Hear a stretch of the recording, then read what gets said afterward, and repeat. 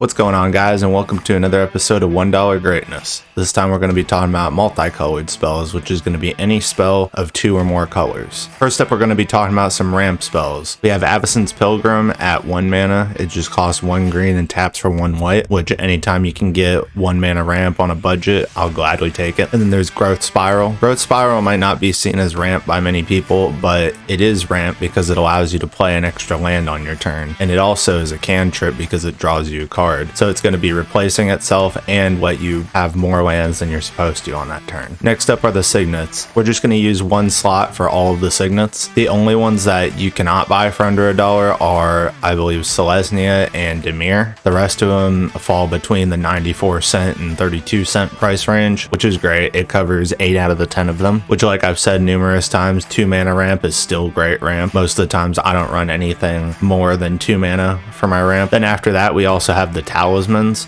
Most of the Talismans are over $1, but Talisman of Curiosity, Talisman of Reliance, and Talisman of Unity all fall under $1, and it's because they have green. All of them fall under $1 because they produce green, and most of the times people don't use artifacts to produce green, so that's why these ones are so cheap, even the ones that were printed in Modern Horizons. Next up, we have some card draw with Whirlwind of Thought. Whirlwind of Thought is actually a highly slept on card, but the issue with it is that it has 3 different colors in its casting cost. So it only fits in anything that's either Jeskai or a 4-color deck or a 5-color deck. So that's why it doesn't really see very much play. Interestingly enough, this promo version is actually cheaper than the regular version of it at 91 cents as opposed to about $2.50 for the other one. What makes this card so good is that you're going to be casting so many non-creature spells during your game, whether it be your ramp spells, your removal spells, or, anything like that, which are usually cheap spells that you're going to be playing a lot of them. So you're going to actually get to replace them and turn them into cantrips every single time. Then up next, we have our removal. First up, we have D-Spark with a 2 mana casting cost of white and black. It can exile any target permanent as long as it has mana value 4 or greater. This is great because it's going to be a 2 mana way of dealing with any problem that is 4 mana value or higher, which that's going to be a lot of the big problem cards like Omniscience or something like that, where it's just going to be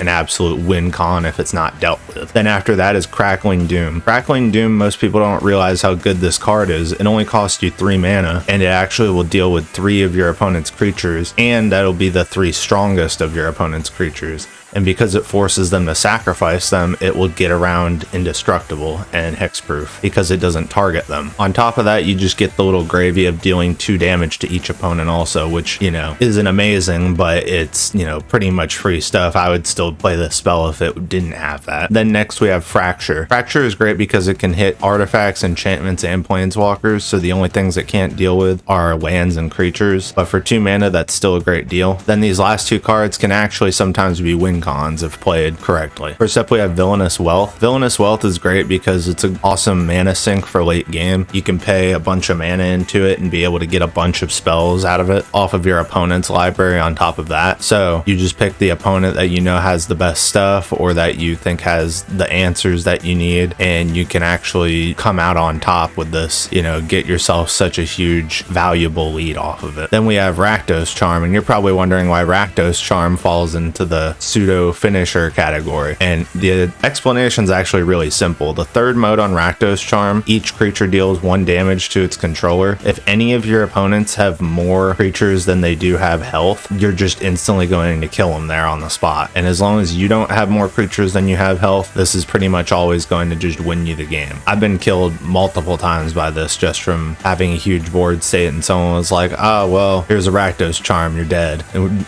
just when I thought I was in the driver's seat ready to win, and they turned this on me. It's a great card. People really underestimate that 3rd mode on it. Plus, on top of that, even when you don't want to use that 3rd mode, you can still destroy target artifact or exile someone's graveyard. So you got graveyard hate, artifact removal, and something that could possibly finish you the game. This card's great for just 23 cents. And that's it for today's video. Don't forget that we got more episodes just like this already on the channel. If you want to watch that playlist, it should be linked here at the end. Don't forget to like, comment, and subscribe. Peace out.